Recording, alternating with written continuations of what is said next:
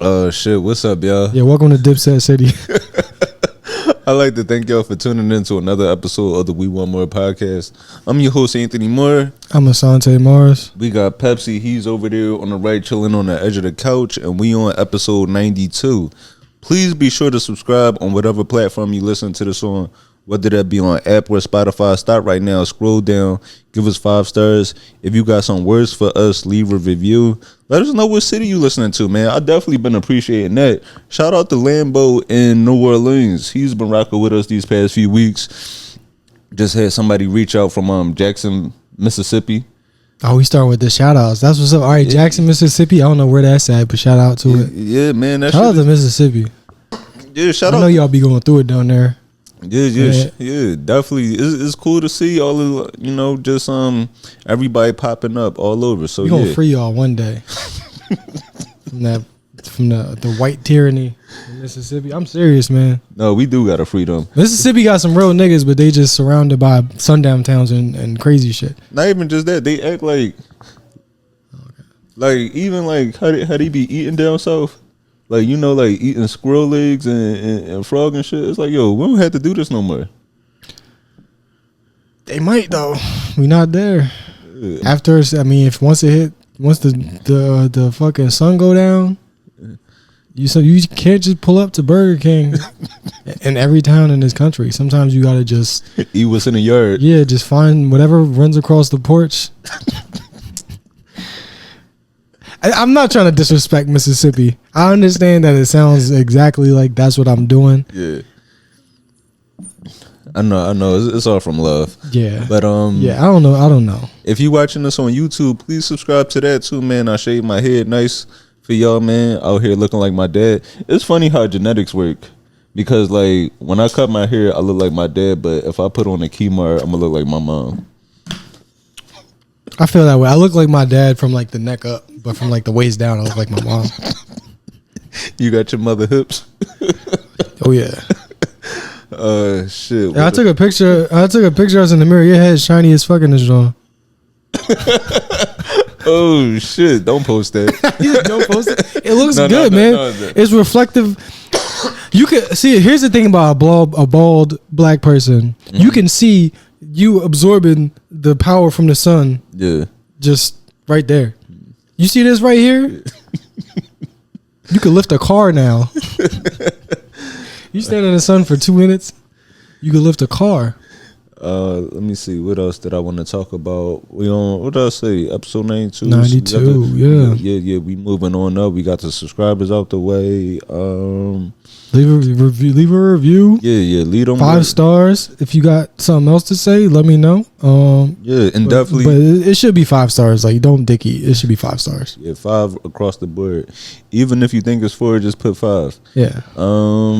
Cause you ever like niggas be leaving like reviews at restaurants and shit. Yeah. And they be like, this is one of the best meals I've had in this entire city. 4 stars. Like, nigga, why are you being so fucking stingy with the extra star? Right. Like, well, other than that, how you been? How your week been? I've been good. What did I do this week? Fucking hectic shit. Just running around. It's New York Fashion Week. Fashion Week is this week. I'm not in fashion. I just I was gonna say shit. All you gotta do. I just be catcalling. Well, yeah. Your ears is pierced. I guess you can't see your ears because your hair, but shit, you gotta switch that out and get like across that hang, and you'll blend right in with them fashion niggas. Or I gotta just switch when I walk. I don't like fashion niggas. They be modeling when you talk, like their face. They be like holding their cheeks in while you talking to them. I'm like, come on, man. It's just us right now. Yeah, they be talking. I'm not going. You're not getting recruited. Yeah, they be talking to you like they drinking like through a paper straw. Yeah, they be like, yeah. Why is your cheeks in mid conversation? Yeah, but I don't like niggas modeling next to me. But yeah, but the good thing about fashion week I was about to say I can't help it. All right, handsome. Let's. How was your week? My week was all right. I guess it's just been a lot of reflecting, a lot of serious thinking. I guess more so about just everything. About your life? Yeah, about my life, about everything going on. Because I guess like with the past situation in the news, it's funny how it actually made me think about my comedy journey in a strange way. Which I realized I kind of do have like some type of comedy trauma, and I think what specifically? Because I feel like everybody has like a comedy is definitely a traumatic. It's not trauma in the way that like getting held at knife point by a stranger, but there's a trauma to it. Well, I could pinpoint the exact like where it started. Where was it? 2015. I had to like really go back and think about how I feel the way I feel, and why I tend to try to joke so much, like even when I'm by myself. In 2015, didn't plan on starting with this, but I guess let's get to it. Yeah. So 2015, for the listeners out there that don't know, in Philly, it's this comedy club, Helium Comedy Club. They have a few clubs all over, but they have a contest, Philly Funniest, where it's about 250 to 300 comedians in the city. And there's only like 6 good ones. Join this contest, right? They'll join this contest to be crowned, the champion of the city, like who's the funniest or whatever. So joined this contest, and I knew I planned on moving to New York fall 2015, so I really wanted to win this contest before I left. Now I'm running through every round, killing, right? And I felt like the contest was mine. It come down to the final 6 of us. When we were in the semifinals round, I was really only worried about 2 comedians, right? One comedian, Daryl Charles, and then Shane Gillis, right? So I watched both of these sets, and I'm like, oh, I got this. If this what they doing in the semifinals round, I'm like, I know I'm gonna win the finals. Finals come, I have a great set, and waiting for them to announce the winners. And matter of fact, let me backtrack. In my semifinals round, it was a comedian that got eliminated. Only year they ever did this. They probably started this contest in 2006, and I think they still currently do it like every year now. So this contest has been going on over almost 20 years. Only time they ever did this, 2015. It was a comedian that was in our semifinals round that got eliminated. He had a bad set, but they decided to add him to our finals, saying he was a wild card. So now our finals round goes from having 6 comedians to having 7. And the night of the finals, have a great set. They're announcing the winners. 3rd place, Shane. 2nd place, me. 1st place, the comedian they added back. And that kind of, that happening so early, I didn't realize it, but that kind of shaped how I started to treat a lot of things. So it's kind of like, you being disappointed about something like early in life, like outside of that.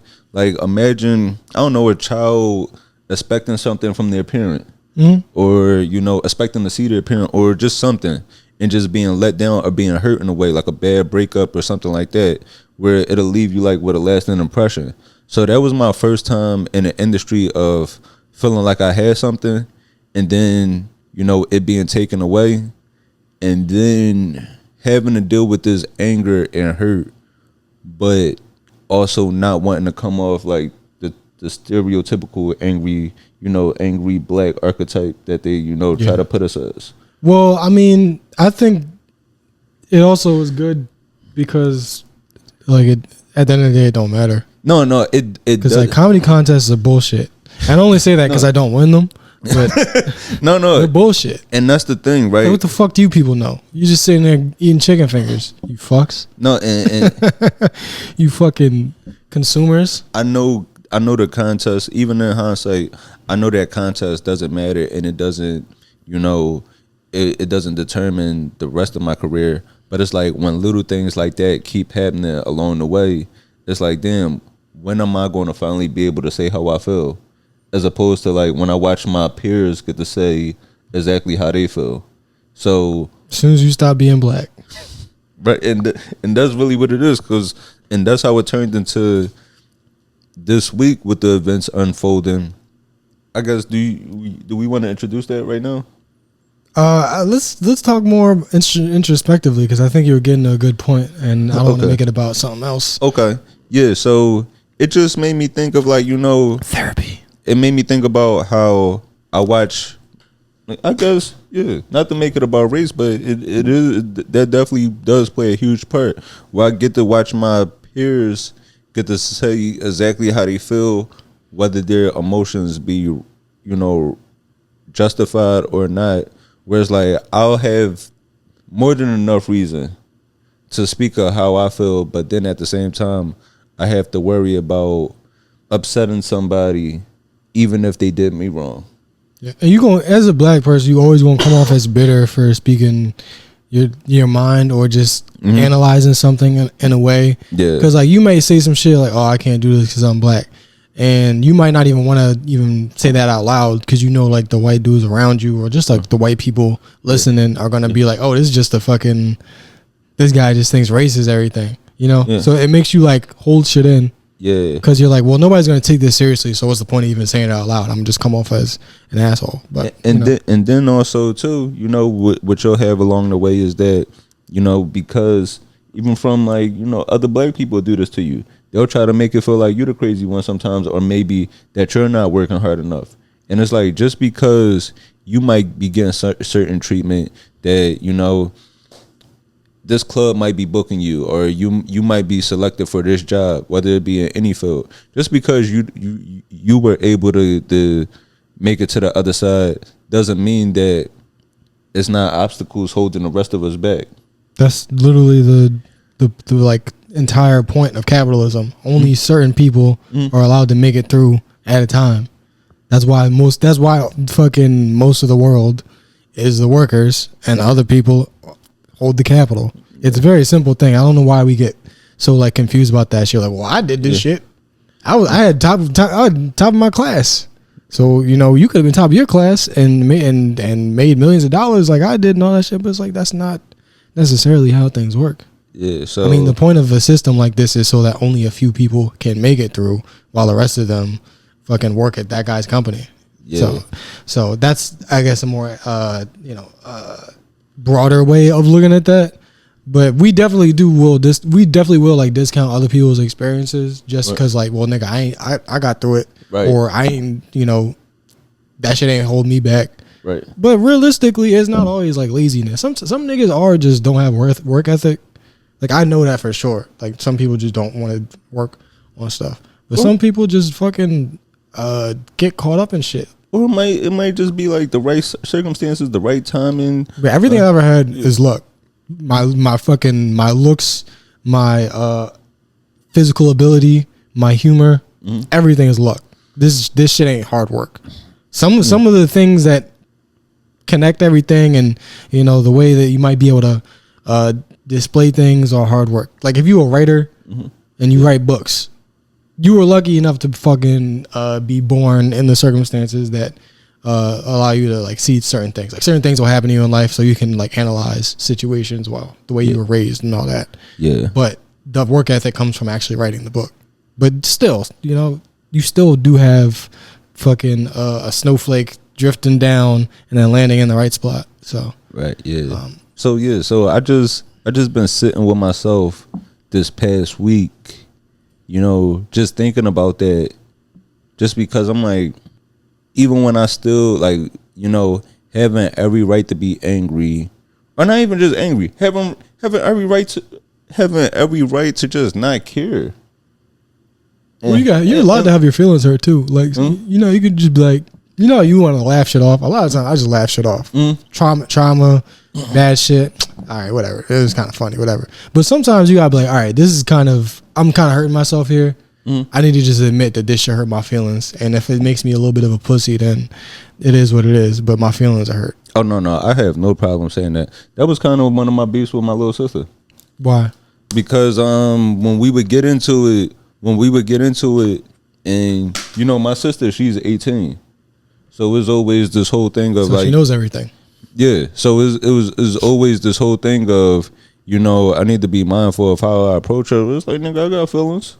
Yeah, I got no problems letting people know my feelings hurt. Yeah, I think generational differences kind of always present a barrier to communication, especially like younger people are so aware of feelings and things that matter now, so they do have a lot more like empathy and they can communicate better in some ways, but they have a blind side to a lot of shit too, because like they take certain shit for granted. Yeah, you know, the fact that you could fucking be open and honest with like your friends and shit. Yeah. Like a 17-year-old kid right now could probably like be soft around his friends. Meanwhile, you or I might have had difficulty with that, and it might present itself in different ways now. Yeah. So it's not necessarily anybody's fault if we take that out on them. But if you're talking to somebody older than you and they are processing things in a different way, you do got to give them a little bit of consideration in the fact that their brains were like formed in a different time with different ways. It's not an excuse to be like a dick or anything, but like if I'm trying to process some shit and it's not the way you process it, you got to just let that shit be sometimes.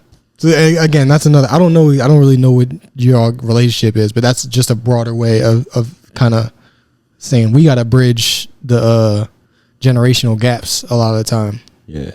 Stop calling niggas music terrible. Mm-hmm. You know, you don't understand the young people. Even me, I be like, I feel bad sometimes because I'm like, this shit ass, but like, I don't gotta say it like that. Because it's not ass. It's just I don't like it. Yeah, you could just say this Big Sean isn't for you. All right, Big Sean ass though. Big Sean is undeniably ass, and there's certain shit that I listen to that I can tell you right now that shit is ass, nigga. Like, what the fuck is some shit that like. That you listen to? I mean, Lil Uzi, like a lot of this nigga's music is ass. I was gonna say Laser Dim. Man, damn, did I put you on a Laser Dim? I don't know. The way you just came across it, and I was like, what the fuck is this? I guess not even just that. If you didn't remember 9/11, that's where it stops for me. If you can't tell me where you was at that day, I don't care if you was alive. You need to be able to tell me exactly what was going on. Yeah, I don't remember 9/11 at all. Yeah, that's the cutoff for me. I was like 3 or something. I guess. Damn, I can't believe you just disrespected Laser Dim like that, man. You know how many fucking neurodivergent kids are about to be pissed off at you? Shit, but I guess we get into the topics from this week. So I guess to start it off, situation in Utah, where, and how would we describe this person? Right wing influencer Charlie Kirk. Yeah, Charlie Kirk. Charlie Kirk was he was a white nationalist, right? Yeah, he was a white supremacist influencer, basically. Okay, yeah. I don't know if you could call him a political activist or like he's a white supremacist with a platform. I want to look up what the exact definition. What qualifies as an assassination? It's basically the murder of like an important person. So I think you could call that an assassination. Okay. So yeah, he was shot and he passed away this past, what was that? Was that Wednesday? Damn, this nigga, he died on 9/11? No, I think it was the day before, actually. What's today? No, he died on the 10th. Yeah. He died. That was Wednesday. Okay. Yeah, he did because, after that, he became the focus. They said never forget, and then they damn sure did. Damn, he's a Libra too. Rest in peace, King. Rest in peace to my Libra brother. No, and we hard headed, so we be stuck in our ways a little bit. Her head make us soft. No. We gotta check that. All right. So we don't get fucking sniped ourselves. All right. But yeah, man.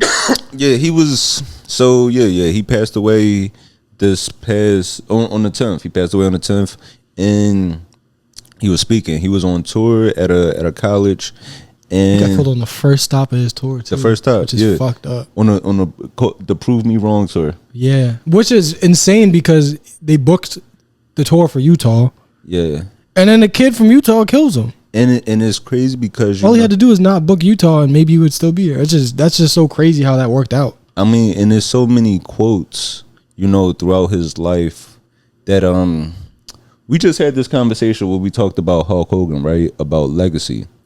Now, you know, it's a lot of news sites, it's a lot of outlets that are, you know, kind of eulogizing him. But when they post these pictures and videos of him, they're mostly like Bible verses at the bottom. Right. It's like with Martin Luther King, when you see a picture of Martin Luther King or like Malcolm X or like, you know, these famous leaders, famous prominent people, you might see one of their quotes attached to them.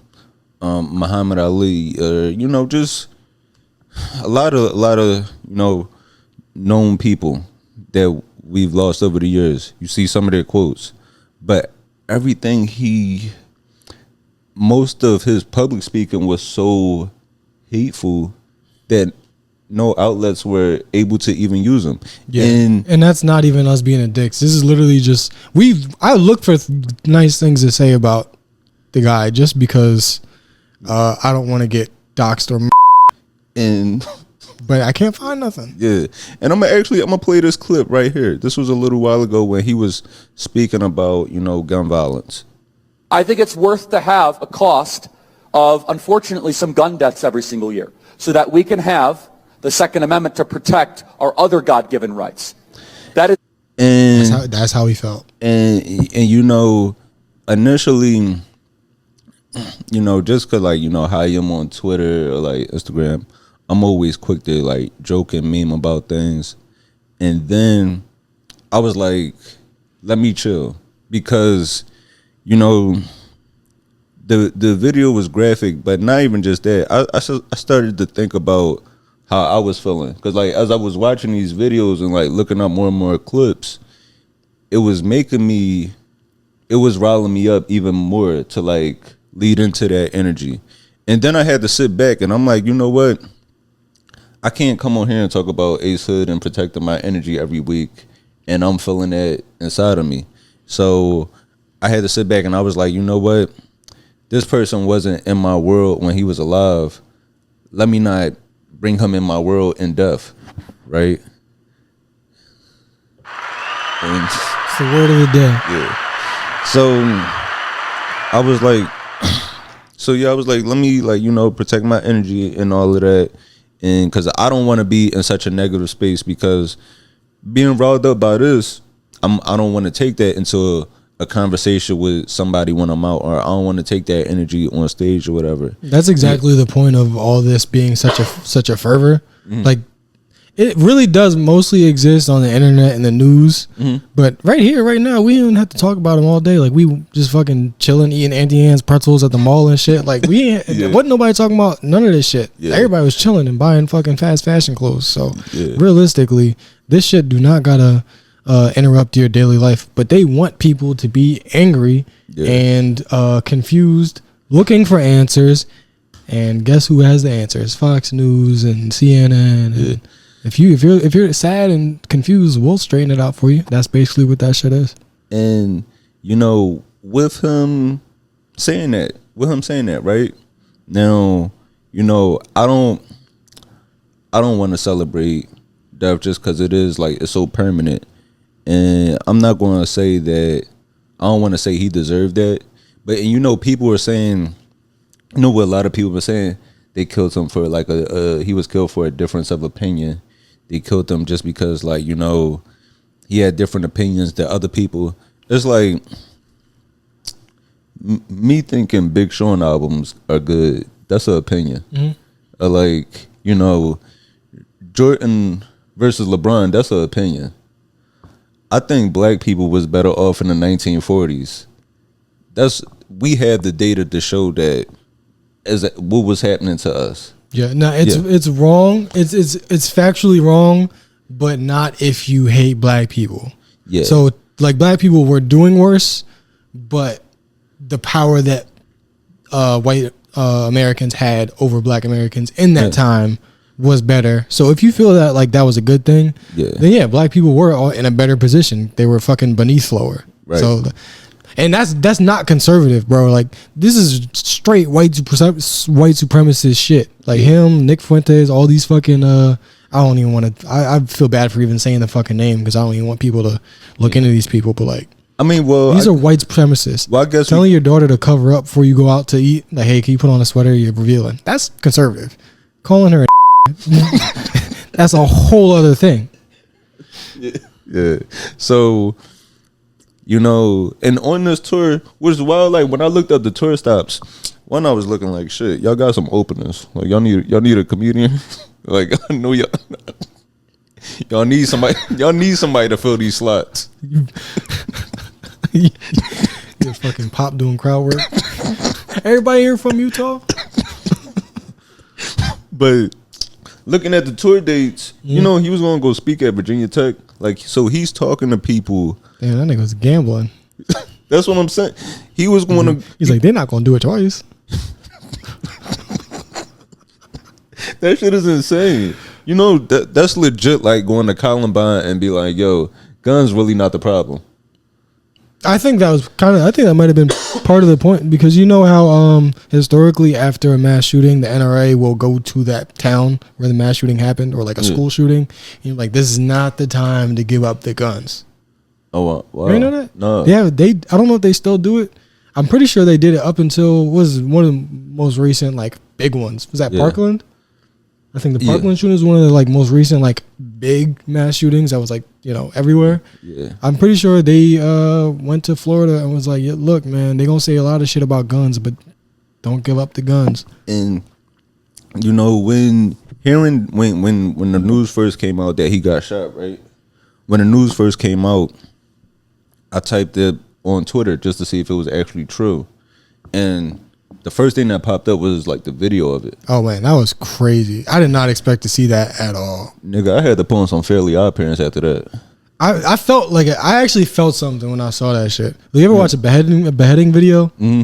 It was like back then. Right. You watching it thinking like, there's no way that I'm about to see a fucking murder. Right. And then you see it and you're just like, wow, that's fucking crazy. Right. Like just right there on a timeline, on like, you know, just in the middle of the day. Yeah.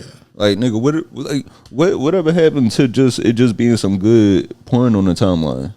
But that honestly fucks your brain up, don't it? What, the porn? Seeing porn and fucking shootings. Cause now I'm in here crying, but I gotta rub one out. Like, I don't know what to do. So, but it's nice because it's like the tissue's already here. And tears are water based. Like, who knew me crying could be a lubricant? Disgusting. But seeing that, right? But and people were saying, you know, and that was also another thing. One of the things he said, you know, he felt like empathy is like a new age.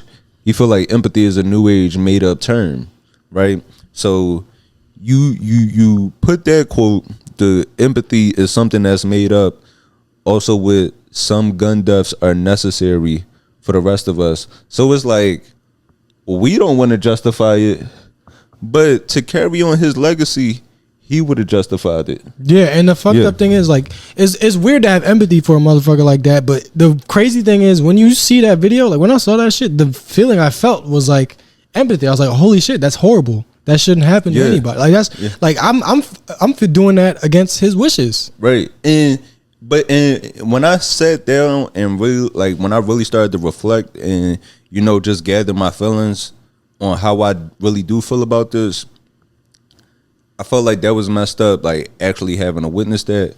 But they said he got hit from 200 yards away and he wasn't suspecting it, right? Mm-hmm.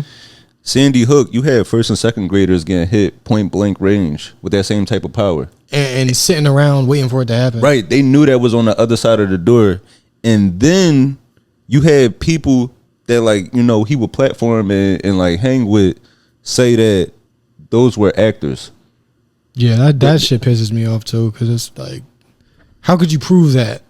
Right. Like the certain theories are just so silly because it's like, how could you disprove or prove it? Yeah, so when it comes to like all of this, and then people saying like, you know, he had a wife and kids, I think that's what makes him more fucked up about the stuff that he was saying and doing, because to have a wife and a child, it shows that you are actually capable of having love and empathy and compassion. You just feel like these people don't deserve it. You think these gun deaths are necessary because you never think that you would be part of it. Like his literal last words were gang violence. So it's like even up until his death, he was still villainizing black people in low income neighborhoods. If that would have happened to us, his first thought was, damn, did they have fathers at home? That would have been an immediate reaction. Or were they some type of gang? So, and you know, with his wife, if I was to feel bad for anybody, it would be for like the child. But like, remember we had that bounce house conversation? Yeah. About like, you know, that's literally like what it was. You had his wife, she married him knowing who he was. She shared that same, like, you know, them same thoughts and ideas. The KKK was founded by niggas with wives, white people with wives, bro. Like white niggas with wives who were like, we gotta protect our wives by lynching people. Yeah. So that just doesn't bother me. Like, yeah. Okay, everybody has a fucking family. That doesn't mean you're supposed to be a fucking racist, but whatever. Did you ever see the boy with the striped pajamas? No, I watched too many Holocaust movies. I'm kind of off it. Holocaust and slavery movies, I'm like, I get it. I'd rather read a book about it. Yeah. Yeah. I heard that was good. Yeah, you don't know. The boy with the striped pajamas, that's a good movie. It's a good movie, but basically it's from the perspective of this young kid where his family, his dad is like a high ranking leader and for the German army, and they move closer to this concentration camp so he could lead or whatever. But so the kid finds the camp thinking it's just a farm, and he becomes friends with this kid that's on the that's in the camp, and they talk through the fence and all of that. But basically, like at the end, the boy, he sneaks into the concentration camp and gets gathered up because they assume that he's just one of them, so he gets gathered up. And it's too late. Like him and the boy that he was friends with, they both end up in a gas chamber. And his mom knows what happened, so she just like breaks out crying and is like, you know, falling out. And the thing is, she wasn't crying because that was happening to other children. She knew that was happening. She was only crying because it happened to her child. Yeah. So I look at this, where it's like they was going around justifying if that would have happened at shit. It was a school shooting that day in Colorado. You know how wild that is that they had to interrupt the shooting because this is a school shooting, essentially. Yeah. They had to interrupt the school shooting at a college to go report about a school shooting at a high school. No, it's really fucked up. And like, I think people making jokes about this shit, it's like, it's whatever, do what you want, but like, these ain't really the people to be playing with. Like on the internet, like, these motherfuckers are like vindictive. Yeah. So I would advise everybody to be careful about the type of shit you put your face next to on the internet. Now you warn me. Hey, do it if you could do it anonymously, or if you could do like low key shit. Do what you want, but like, don't go in there and be like, man, fuck that nigga, or rest in piss, because that's how you get fucking fired, and it's not even worth it. I would say I don't condone the like shooting of public speakers because I am one. I speak publicly. I put my face on flyers and shit. I don't want nobody shooting me, and I don't fuck with like disorganized violence. You know, they caught the shooter. They caught the shooter. This young guy, Tyler Robinson. He was everything they didn't want it to be. They were visibly upset about that. Yeah, that was crazy. He was a straight white man, Republican family. Grew up with guns his whole life. Came from like, you know, his dad was a sheriff. Family, they would hunt all the time, so he had plenty of experience with rifles. Both parents registered Republicans. And these are all things that like, if a girl were to go on a date like this, she would expect to be right. Like, we all know that this is the recipe for a horrible human being, but they keep trying to prop this up as like, well, if you're this type of person, then you're good, and it's only Muslims and black people that do weird shit. But like, this is exactly the type of people that any regular person knows to be scared of. Yeah, because the tone has changed immediately. where this Republican at first she was saying it sounds like the shooter was, and this is her words, I won't use this, but she said it sounds like the shooter was a tranny or pro-tranny. But just pull that out of her ass, really. Right. She was just like, it's like tranny? It's like, nigga, where are you finding, not saying he's not out there, but to find a transgender person in Utah? Like, come on. That shit is not happening. And then, even the governor said that. Yeah, we can play that. Yeah, the governor of Utah. This was his initial it's all response. Happens, and for 33 hours, I was praying that if this had to happen here, that it wouldn't be one of us, that somebody drove from another state, somebody came from another country. Sadly, that prayer was not answered the way I hoped for. Just because I thought it would make it easier on us if we could just say, "Hey, we don't do that here." That shit is so. It's insane how honest they're allowed to be right now. Like, I say that when I'm watching the news, but I'm not a governor. Yeah, I'm like, no, please don't be black. Come on, Javante. God damn. What the fuck you doing, Javante? And then it'd be a French white man. Oh, thank God.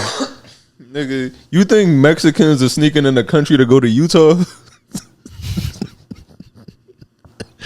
Man. Yo, that shit is fucking insane. It's like, and the reason why they always want to do this shit and shift blame and stuff is so they don't have to fucking examine their own culture. Yeah. White culture is not a real thing. It's a fucking coalition of monsters.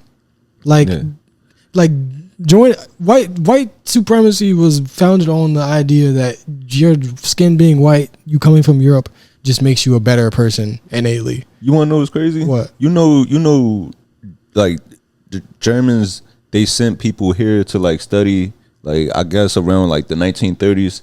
They sent people here to study how, white people treat black people, and they went back with techniques, and they were even like, they wrote laws because they were like, yo, white people treating them too bad. I didn't hear about that. I gotta look into that. That's fucking insane though. But yeah. The type of shit we do here, it's fucking insane. And the idea that an Irish motherfucker should be friends with a British motherfucker over somebody that was also brutalized by the British makes no goddamn sense. Like, Irish people and Indian people should be like this. British people, Irish people, and Germans don't have anything in common other than just like a geographical location. But like, yeah, white being the idea of we're white and everybody else that's not is other. That's a stupid fucking idea, and they're just trying so hard to not examine that. And when they caught the shooter, they said he engraved some things on the shell casings. Yeah, he said he put broke niggas don't deserve no pussy on the bullets. And another bullet that said, "I know that's right." No, on one of the shell casings, he wrote a few things. First they tried to say it was trans ideology. Yeah, just pulling. They just pulling out buzzwords. Yeah, they be using trans like it's parsley. Yeah, remember the one press conference where he said they want transgender for everybody. Everybody transgender. What does that even mean? Everybody transgender. Yeah. So what does that mean? So on one of the shell casings, it said, "If you're reading this, you're gay." LMAO, and that's fucking. Imagine, like, just picture you the doctor that had to remove that bullet. Everybody laughing at you. Oh, this nigga's gay. Damn, that's a fucking. That nigga got two people with one shot. And they saying what could be the motives? They saying what could be the motives behind this, and that's why we always talk about the importance of, the content that you indulge, because you got young people getting indoctrinated on websites like Reddit or, these 4chan chat rooms, all types of stuff. And people saying, like, I know, like, the people that's on that side saying like this is unleashed a million more Charlie Kirks. Imagine when Kevin Samuels died. Somebody said we gonna get a million more niggas. A million more Kevin Samuels. A million more niggas in suits drinking Red Bull. Imagine that you go in your little brother room. This nigga going to 3-piece and some Red Bull, calling his classmates overweight. Dude. And it's funny they say that because they were like, you guys just created more Charlie Kirks. Like, the whole entire attack from the second this man died was directed towards, we got a radical left wing in this country and they're fucking violent and all this. We didn't even know who the fuck shot the motherfucker, but they had responses ready. I feel like they had these motherfucking tweets in the drafts where they was just like, we're ready to start a civil war. Turns out that's not even who the fuck killed him. Right, yeah, they like it gotta be somebody trans or outside of this country. It's like, hold up, could we see if this nigga owe anybody money first? Bro, it was like, hold up. So, like, he ain't fuck nobody's wife, he ain't do nothing, like, he didn't like do anything to anybody. It's just, and also, why would somebody from like a fucking, like, nobody, I don't know if everybody that I know kind of hated him, but like nobody, him, Ben Shapiro too. Everybody hates Ben Shapiro, but like, why would we kill them? They embarrass themselves consistently. Well, I'm glad you mentioned him because they just like suck. I'm glad you mentioned that because they're saying the motive behind this is that like the shooter, the alleged shooter, he was part of a even more extreme group that didn't think he was down for the cause enough. Yeah, they thought he was a fraud, and so they say. No, but it kind of makes sense though. If you're like a super like white supremacist or a white nationalist, and you see this dude hanging with a Candace Owens, yeah, she's conservative, but you're also like, yo, she's still a black woman.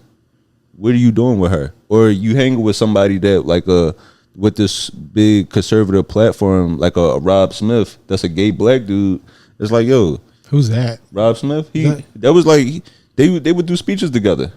They did a few speeches together. So it's like when you look at all these videos, it's like they looking at it like you false flagging. It's like, nigga, how he's hanging with the ops? Yeah, okay. Yeah, exactly. I get it now. Exactly. It's like, nigga, it's like, I thought you was O-Block, but you hanging with FBG. I don't know anything about that. I'm not involved in that shit. That's another group of people I don't want knowing about me. What, Chicago niggas? Gang niggas and conservative doxers. I don't want to conjure nobody's anger. Nigga, we ain't gonna be able to go nowhere. Yeah, can't go to Chicago. We can't go to the suburbs outside of Chicago. Let's leave something.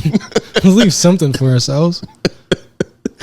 Yeah. So, but no, that shit is silly as fuck. Like, even what's his name? So the guy that they say is like a real conservative alt-right guy, Nick Fuentes and all them. Like, all those guys are just fucking. They're ugly. They're not smart. They misconstrue facts consistently, and they're just unlikable. Yeah, it's like these people need to stay alive. So like your little brother, this is for all of my white folks out there. Your little brother watching them, you can look at him like, look, do you want to never get pussy? Yeah. Keep being like this guy, and they'll be like, oh shit, yeah, you're right. And because when it comes to, with him hanging with these people, right? They were saying like, they were kind of saying that he wasn't being true for the cause, and then I kind of think about it like with somebody like Ben Shapiro, because I don't know if I mentioned this before on here, but Ben Shapiro follows me on Twitter, which is, and it's crazy when you think he got 8 million followers, and I'm one of that 482 that he following, and he tried to connect me with his he actually tried to help me like get a comedy agent. You know what? I don't see why you wouldn't have done that. But do you not want a trip to Israel? But like, even like, so talking with his agent, his agent told me, he was like, yo, honestly, he said Ben really isn't like that. It's like he kind of embellishes and puts on a little bit more. Yeah, they're all fucking disgusting frauds, and they're fucking sellouts, and they're going to hell. And I think that's what actually makes it worse. It's like, if you don't truly believe some of these things and you really aren't as bad as, you portray, but yet you still lead and cause this much friction and destruction. Yeah, it's like fucking soap operas and shit. Yeah. Like people just want to be entertained, but political shit is so much more entertaining now because the stakes feel so much higher. Like I could watch The Young and the Restless and be like, oh my god, so she faked her death and then she cheated on this guy, and it's like, all right, I can go back to my regular life. But if you was to tell me that a bunch of motherfuckers is swimming over here, my wife, my kids, take my job, take my house, take my neighborhood, not only am I entertained by all this fucking shit I'm watching, I'm ready to go. I'm like, it's dumb as fuck, but that's how that shit works. Like people will pay more money because they think that you're speaking the truth. You're there to protect them, and it's bullshit. They all playing it up, and you remember that the Ukrainian girl that got stabbed to death. I don't know where it was. I believe in North Carolina. Yeah, I don't know. I don't remember, but that shit is like, it genuinely is sad. Like this girl came from Ukraine, which is a war-torn country. They're in the middle of war. She escaped from a war, came here, didn't know that this is what we do here too. Yeah, we at war with each other, and fucking some guy who had like multiple arrests, but murdered her. But with the multiple arrests, right? People were saying like, he should have been off the street because of his multiple arrests. Without like, I get that, but some of those arrests were like petty theft and stuff like that. So that's how somebody could. It ain't like they letting out a nigga that had 14 attempted murders. That's how that's how the news tries to make it seem like, oh, they just letting out anybody get away with anything.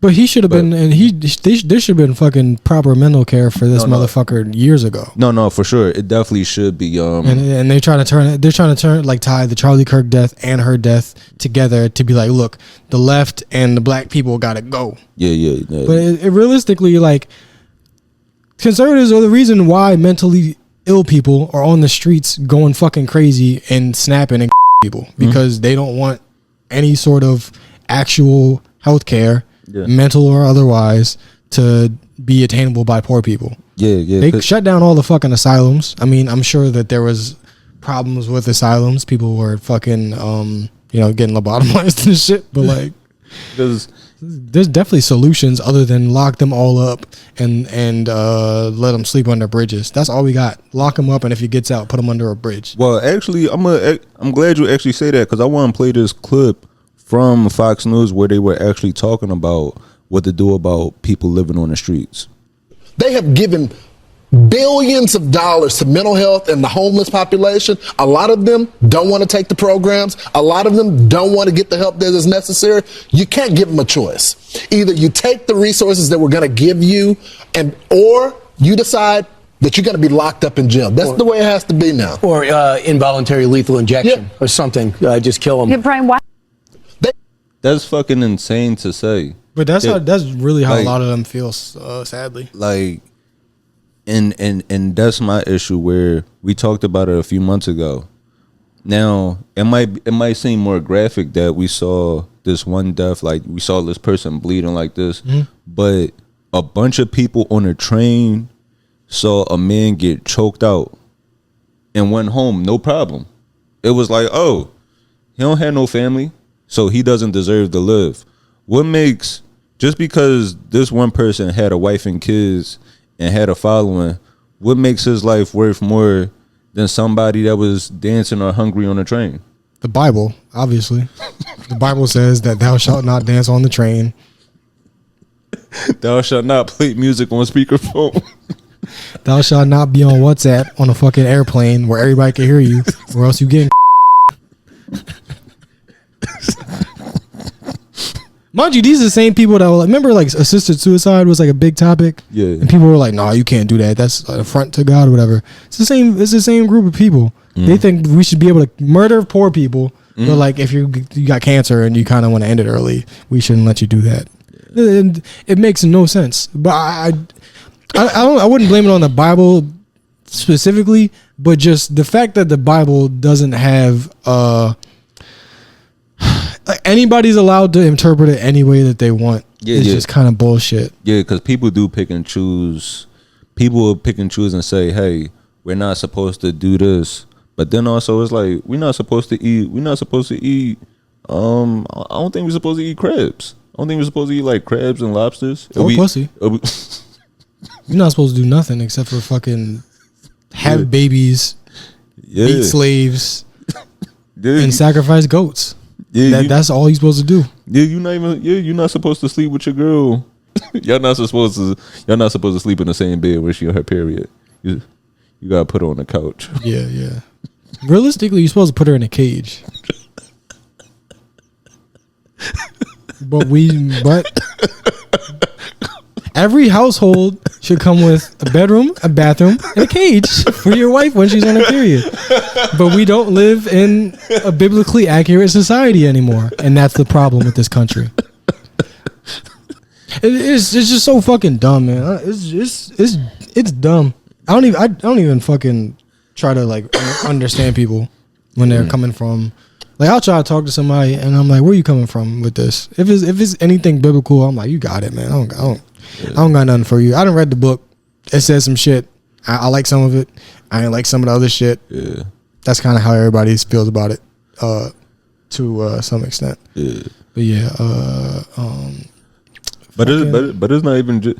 It's not even just I don't want to limit it to just Christians though. I think our religions, all people, we all got to do better. Yeah, everybody's full of shit. Because I know niggas that pray on Germantown Ave and then shoot somebody. It's you're not supposed to kill people. Yeah, niggas. But there's always a loophole.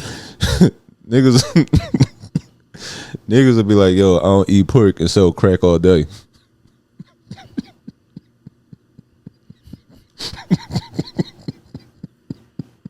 All right, Abdul.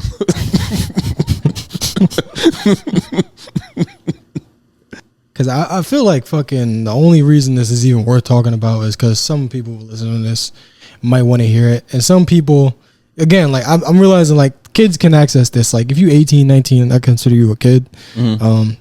You know, some people, kids don't, sometimes you need like a mentor or like an OG to tell you how to differentiate between reality and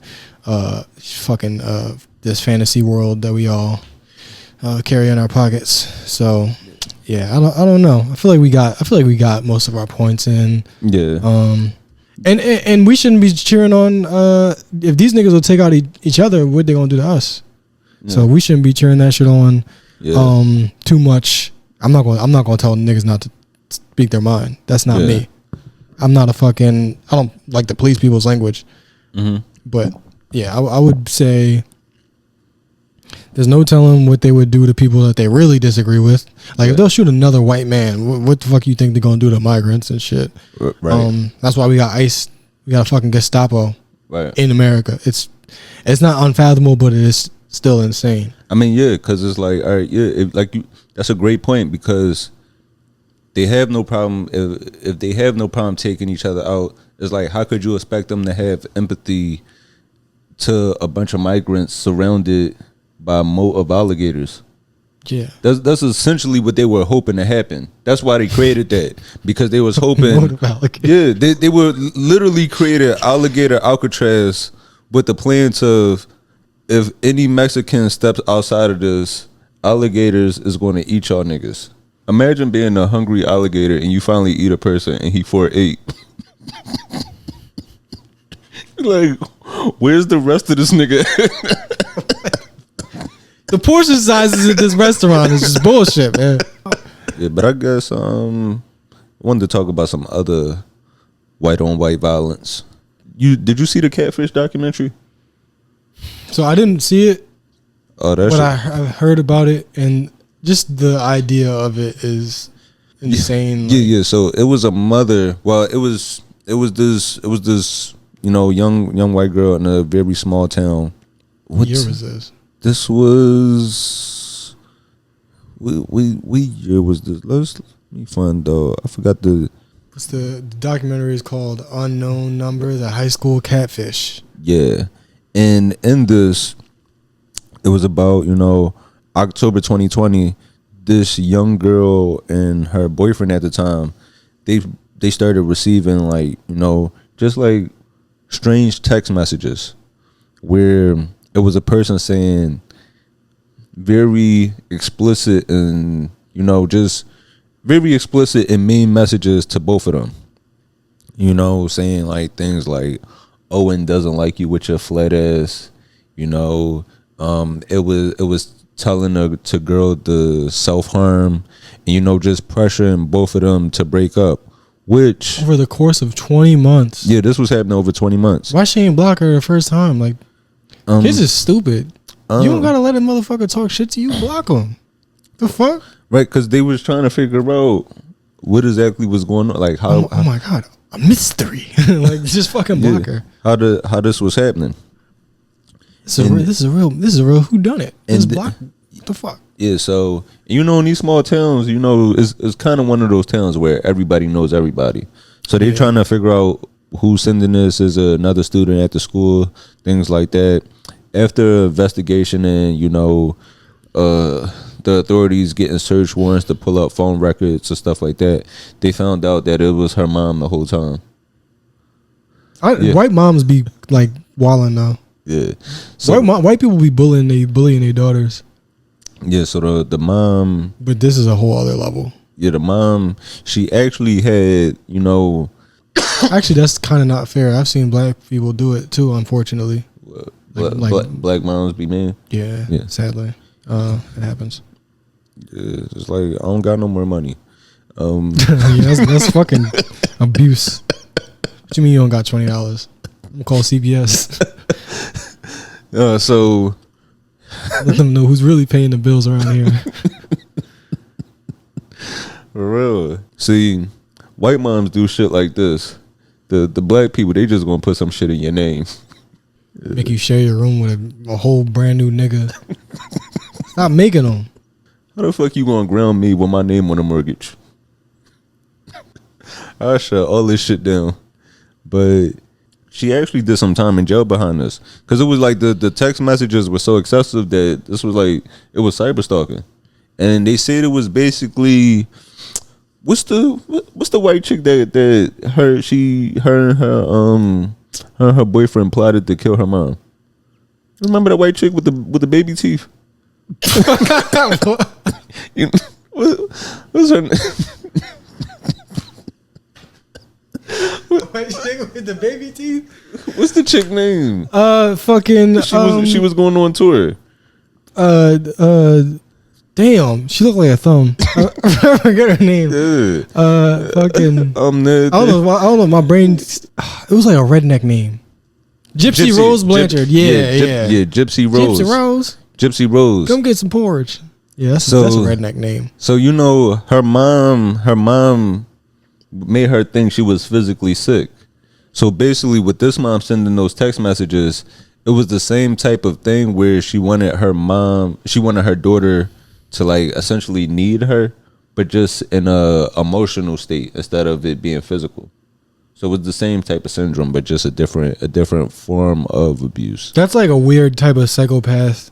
Yeah. I can't think there's any real reason for this other than just being completely insane. Because that don't even make any sense. Yeah, that shit was good. That was good. And also, like, there's a picture of the girl and her boyfriend, right? Mm-hmm. That is a cute young white couple. You know? Yeah. She probably was just like fucking didn't have that when she was a kid. You know? Yeah. Like her football player boyfriend in high school or whatever.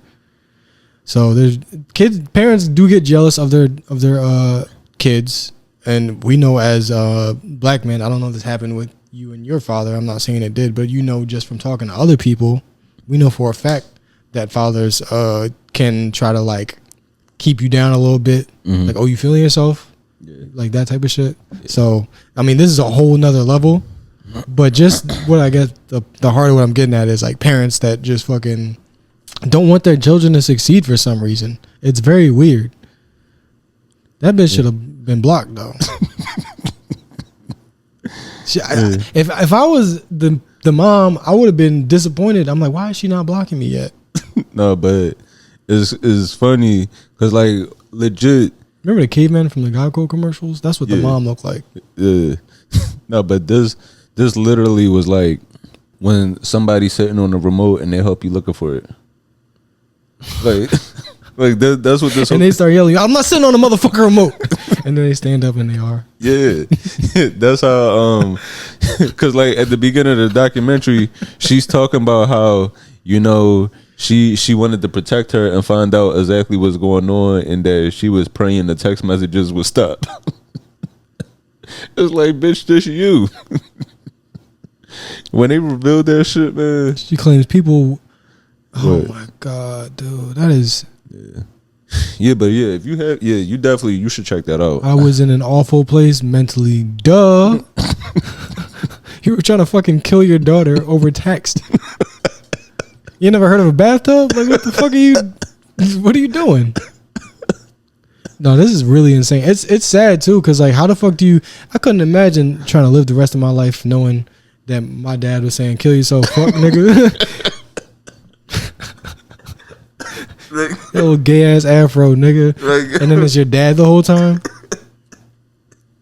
Like, yo, little dick ass nigga. Yo. Your dick ain't as big as your dad's. I'm like, how does this guy know about my dad's dick? Yo, that's really what it was. She was texting this girl and her boyfriend in a group chat, like, yo, he don't really even like you with your flat ass. Yeah. Your mom bad, but you ugly as shit. Like, yo, imagine that your pop texting you or your girl, man, she need to fuck with a real nigga. Yo, she needs to eat shrimp with the whips and eat some lobster with a monster. Wait. You know that nigga be pissing in his drawers, right? I heard from somebody that do his laundry that it be doo-doo streaks in his drawers. Just word on the street. Don't ask me how I know that.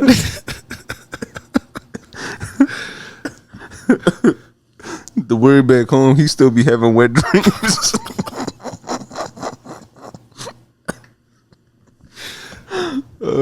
Yeah, how is she not like picking up on the fact that this is her mom? I mean, who would think that this is their mom? I guess no, because her mom, throughout this whole time, her mom was also lying to her and like her dad, telling her that she was going to work when really she had been lost her job. So that's how she was able to text the daughter all day. When they thought she was at work, she was just somewhere just texting them. Damn, she a loser. We all got the same 24 hours. You supposed to be getting to a bag. You are texting your daughter death threats. Man, fucking Kendra. God damn, that is really sad. Let me see, what else did I want to talk about? You see, Japan. I'm glad I'm not a kid in this day and age. You go to school, somebody trying to shoot you. You come home, your mom trying to tell you to shoot yourself. This shit is. How are we supposed to expect these kids to win? How are you supposed to succeed when the school shooter at home? Oh man. I want to go to school. They keep bullying me at home.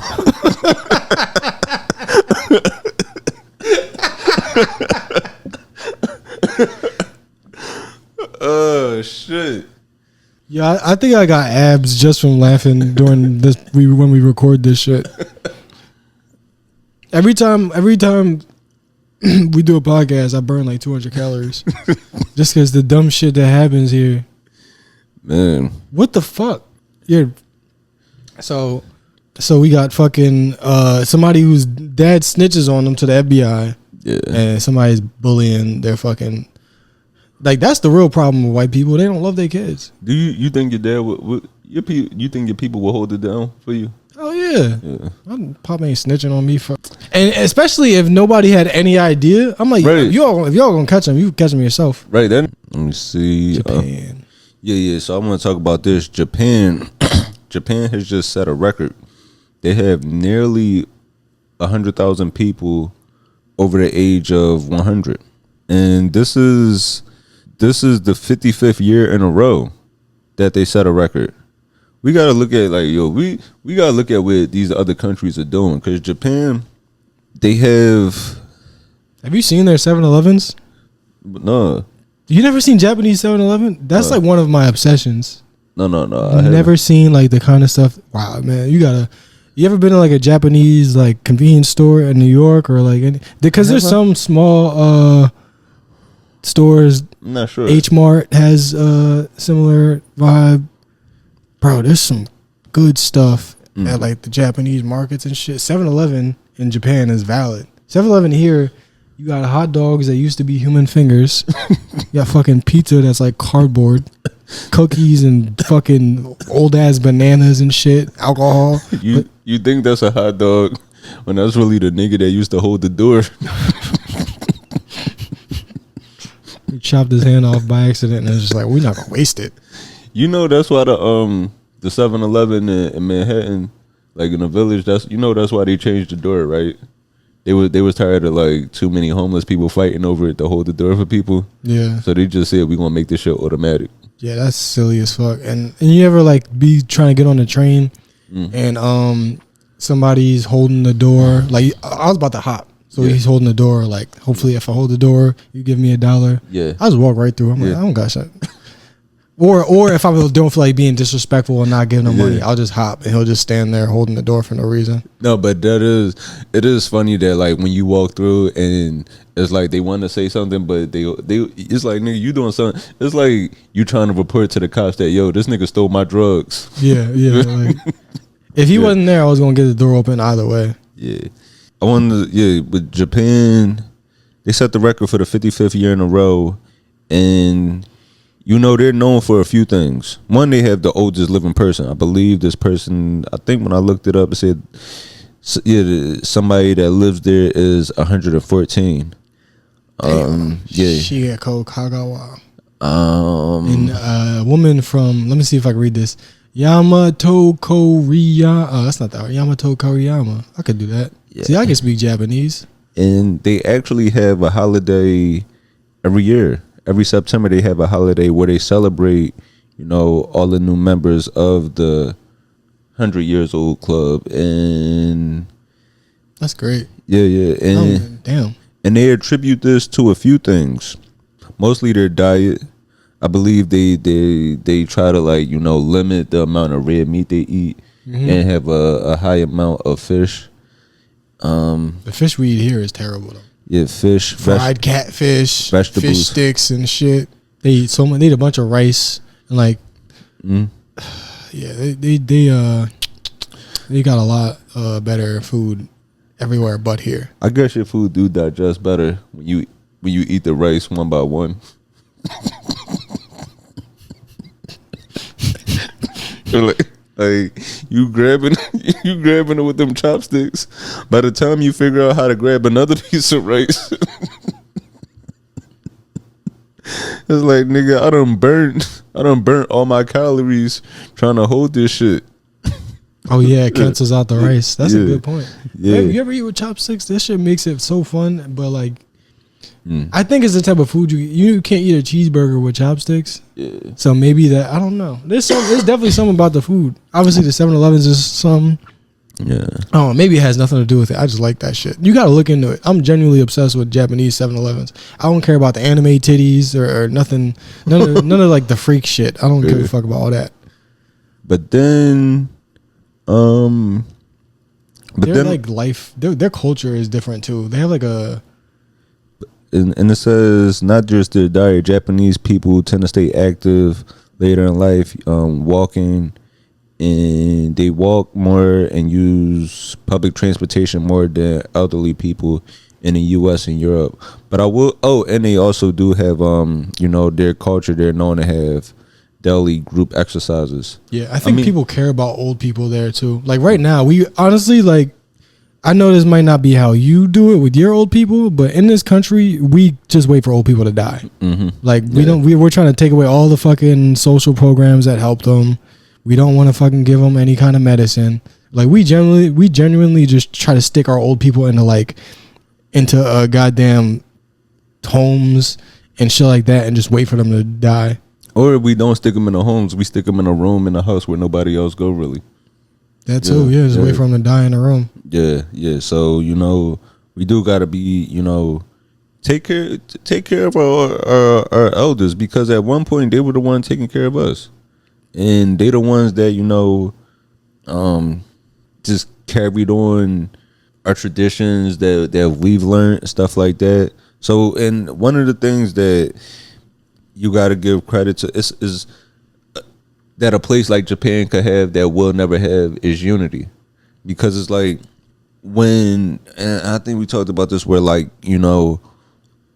when there's wars and revolts in other countries, right? I've seen people go up to soldiers and like they might stand right in their face, and this soldier, like whether it be like their whatever country's army or whatever, they're hesitant to like use force against this person, whether it be like shoot them or like harm them or any way, because they're looking at that person like one of them. Mm-hmm. Whereas like if it was like a white National Guard standing in front of me, his first response might not be to like, I'm going to stop myself, I'm going to restrain myself. It's like probably looking at me like, this nigga ain't the same as me. Yeah, he gonna introduce you to the butt of his gun for sure. They don't give a fuck here. Yeah. Well, so apparently in Nepal, yeah, which is a place that I can't point out on a map, but ain't that where it's a mountain there, right? I feel like it's a high mountain in Nepal. Is that where Mount Everest at? I don't know. I was looking at that. But they're basically they tried to ban social media, and all the kids fucking revolted and clashed with the police. So Mount Everest is in Nepal. Good look. Okay. Yeah. I did not know that. I thought it was in fucking Everest. I don't know. Yeah. Yeah, Mount Everest is in Nepal. You know, people that die on Mount Everest, they just got to stay there? Yeah. Because it's too dangerous to, like, retrieve them. Yeah, that's fucking... So they use them as landmarks. They use them as landmarks. I'll meet you over by the dead nigga with the purple North Face. No, but what's happening in Nepal right now? You could try to pull it up too. So they tried to ban social media, and the fucking kids burned down the parliament. They clashed with the police.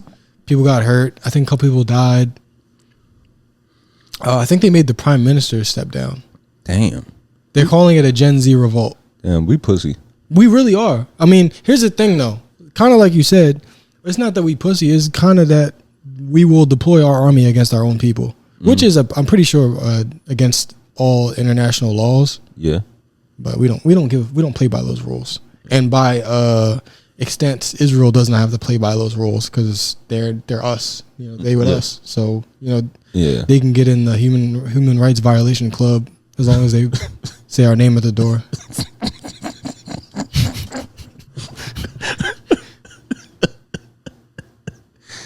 Yo, get your hands off that kid. But I'm with them. All right, go ahead. Chop his head off. I don't care.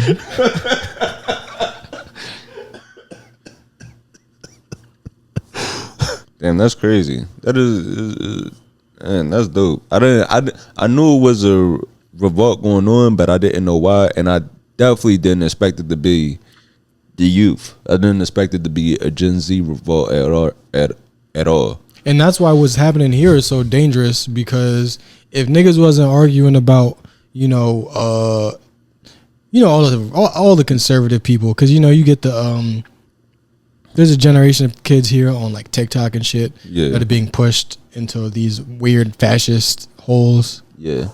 When in reality, all kids should be fighting for a unified future. Like every kid should be.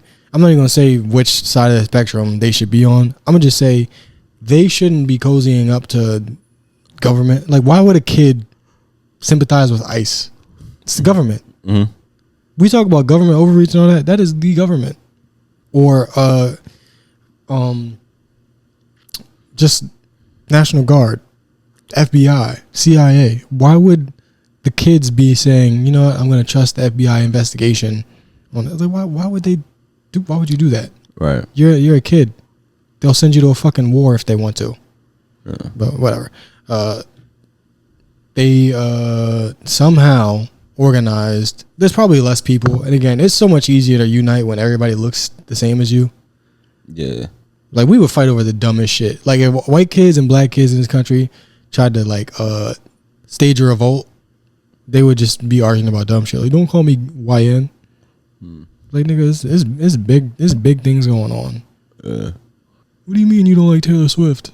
Yeah, I mean, they're doing better than I think everybody else before them. Yeah. But there's still too much of a splintering. Yeah, it's really sad that we have actual, like, the opposite of progression with kids here. Like, every generation is supposed to get more progressive. But right now, you know, we got kids that are like fucking putting women back in kitchens. These niggas never grew up with a woman in a kitchen. Right. This is not even of their generation. Like, they don't have memories of this shit. I don't have a memory of fucking subjugating women. That shit wasn't my time. Yeah. I wish it was.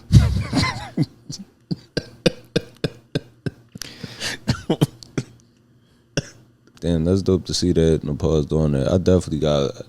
Damn, I'm glad you just put me onto some shit. Oh, there's a lot of shit going on in the world that they. I mean, obviously, a high profile. I don't even know if you call it high profile, but it's a profile assassination. Is going to take over the news for a little bit.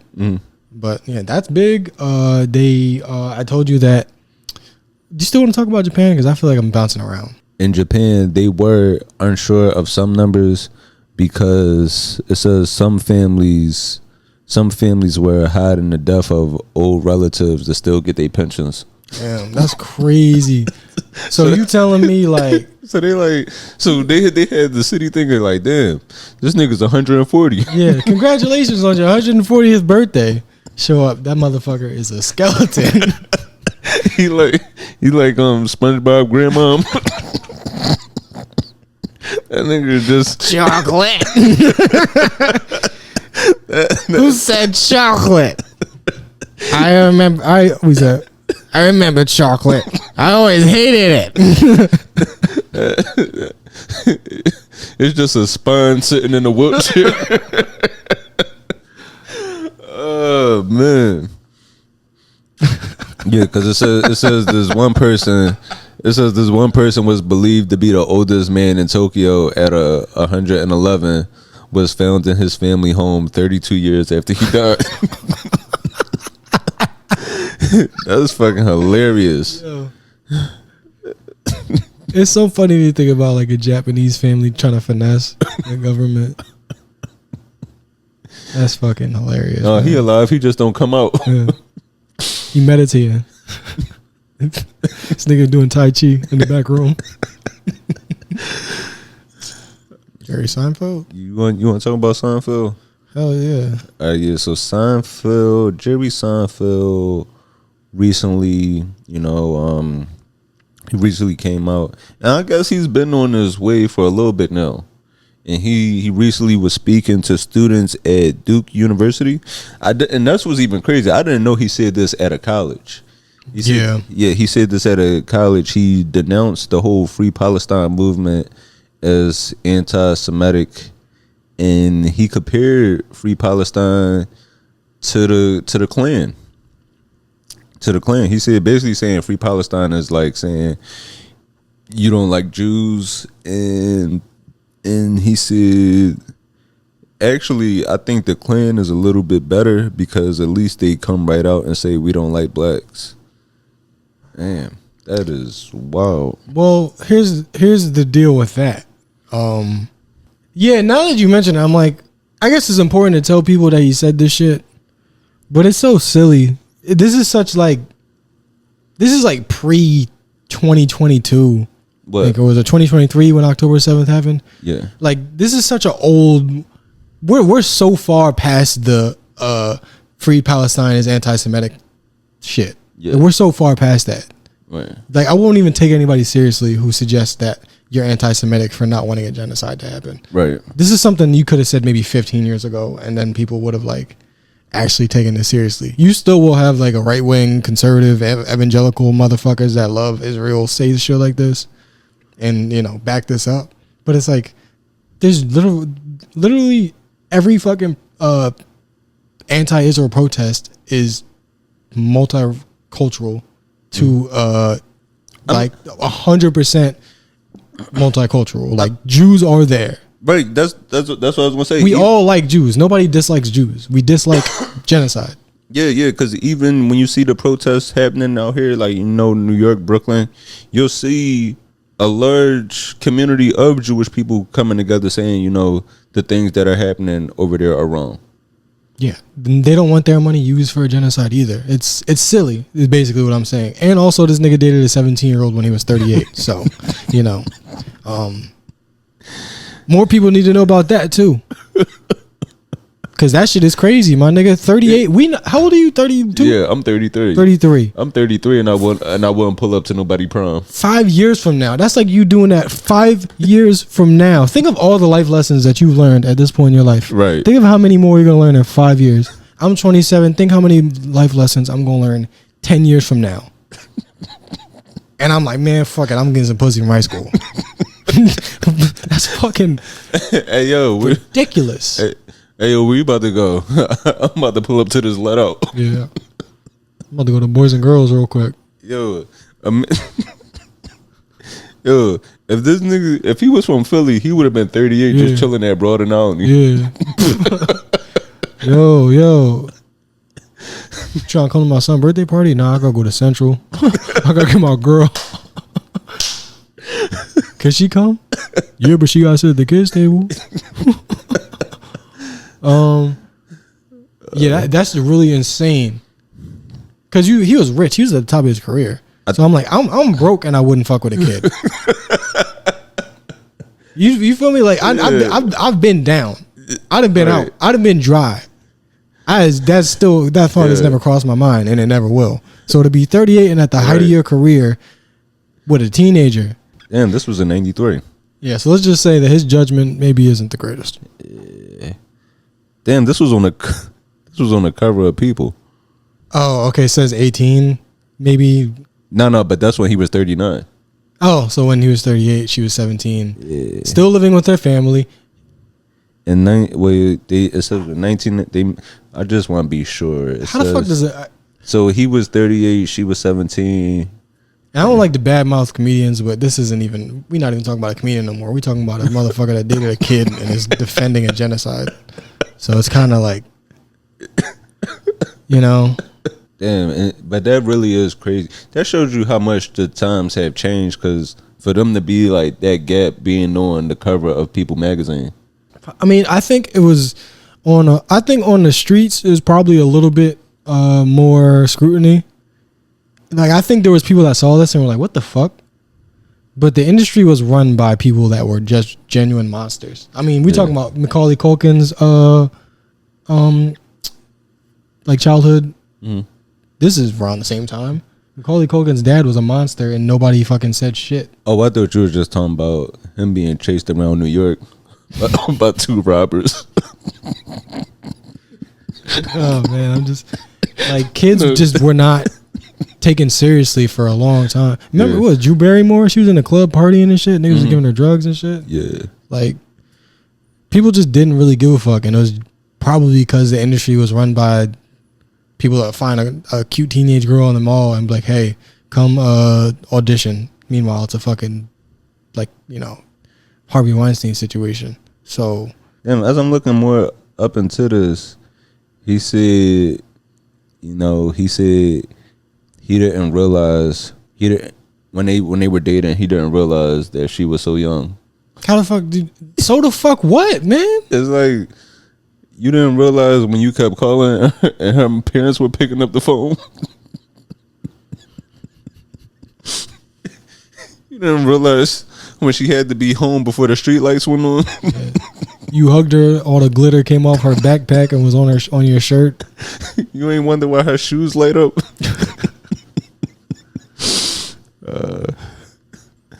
Dropped her off to take her driver's test. I didn't know she was that young. She kept calling me a poopy head. I just thought it was cute. This nigga is crazy, man. Yeah. I feel like if I was him, I would shut the fuck up. But whatever. When you're a billionaire, I guess you can do whatever you want. Yeah. You can equate, I mean, that's the thing. I guess that's right on par. Yeah. When you're a billionaire, you gonna want some children in a little genocide. That's true. Rich people are terrible people. Yo, man, and not to keep going back to the Charlie Kirk situation, but along the lines of white nationalists and that assassination happening, that's exactly why they used to wear hoods. Yeah, so you can get away with that type of shit. Yep. Yeah. So nobody would come after you. Yeah, you could fucking keep being a judge, or literally you could keep being a judge, you keep being the sheriff, without having to worry about any consequences or people wanting to, bring you harm. Yeah, and the funny thing is, a lot of people, if they knew that those people were doing that, let's say Alabama. We know Alabama was racist as fuck back then. Right. A lot of people back, the white people, they would have been like, hey, I don't think that's cool. But they wouldn't have did shit. Right. They didn't do shit. Yeah. Some people did. Not to discount their contributions or whatever if they help, but the reason why you put the hood on is because if people don't know who it is, they'll just be like, I guess there's nothing we can do about it. That's just how lazy and fucking unconcerned people can be to this day. So yeah, and yeah, here's what I've been trying to get at with the Seinfeld thing, when people compare, they say, oh, if you say you don't want the genocide in Palestine to happen, you're anti-Semitic. That's if we're talking about calculus, and then somebody comes in here trying to talk about 2 + 2. Yeah, we're so far, we're so far past the idea of Zionism and Judaism being the same thing. Right. This was disproven a long time ago, decades ago, but people are still holding on to the idea. But past fucking 2 years ago, nobody should be saying this shit because it's just so we're all so past that. You're just holding the conversation back. Right. Yeah. I think a lot of people do have the right idea about that shit, but they don't always know how to articulate it. But if you aren't sure about what's going on there, just know that if you research it a little bit, you're probably doing more than half the people that argue with you about this shit. Yeah, nobody gives a fuck that much. They're just all right, well, I've been given a narrative, now I can move on in my life. Yeah, because I remember when we first started talking about this, I was completely clueless to I thought it was just a mutual conflict of me too, these two countries being at war with each other, and as I've read up more and more, I start to see just how you don't even gotta read. If you get on social media, you'll see the videos and. You see a baby blown up, you're like, oh, that baby did something. Right, what? Yeah. What the fuck did the baby do? Yo, all them people in that hospital, they deserve to be under that. It's the shit that you see, and that's why it goes back to empathy. Whereas the video, we seeing shit that we shouldn't see. We've seen videos of, the video of this kid had what was left of his sibling in his backpack, and had to and walking to seek refuge with left the shit that these children have to go through but because it's happening over there and we don't get the actual visual of it, we only seeing the aftermath. Nobody's giving them the empathy that they should have.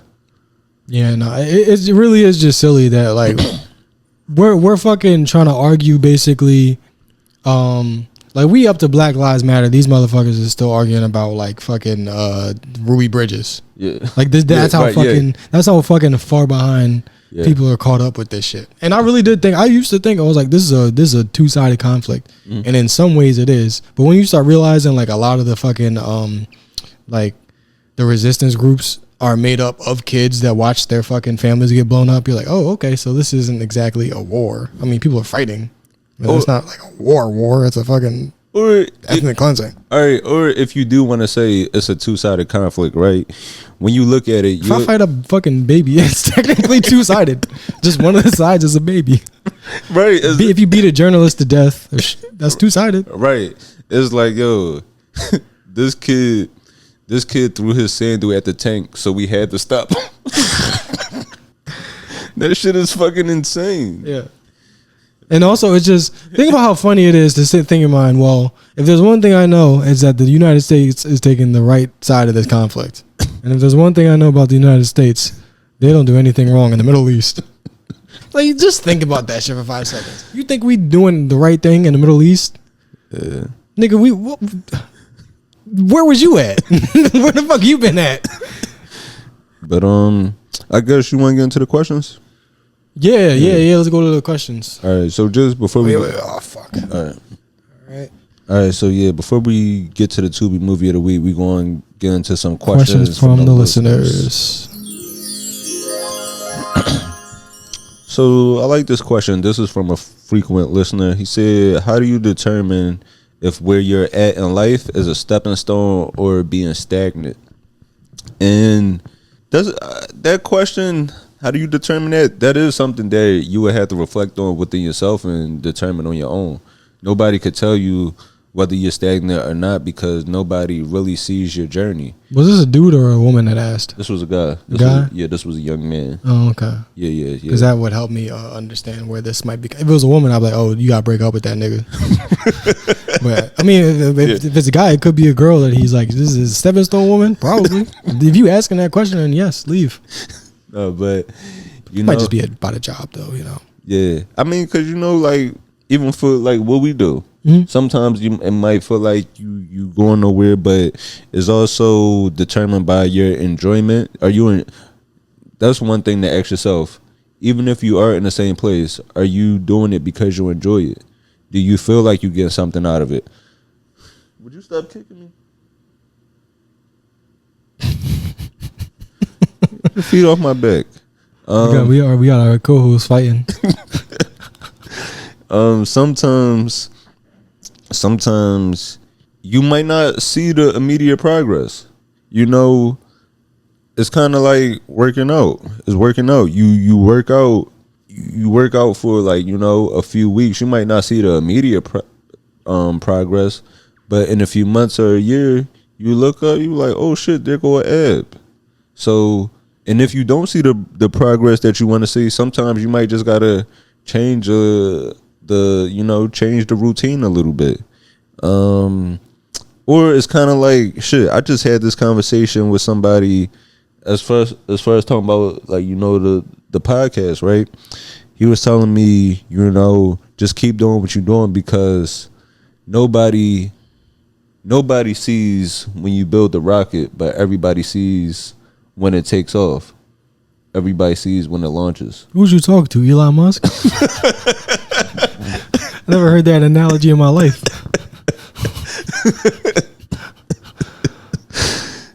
And yeah, so it's like, you know, for me, when I'm trying to reflect on if I'm being stagnant or if I'm moving in the right direction, I just try to look at, like, you know, small wins along the way.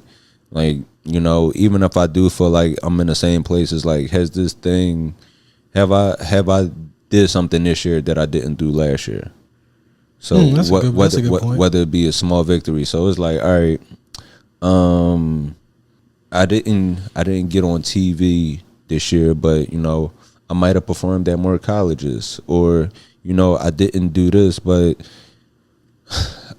you know, I got a win here that, and it might not be something that everybody else saw, but it's something that I noticed. So I just try to count the small wins along the way to enjoy the journey.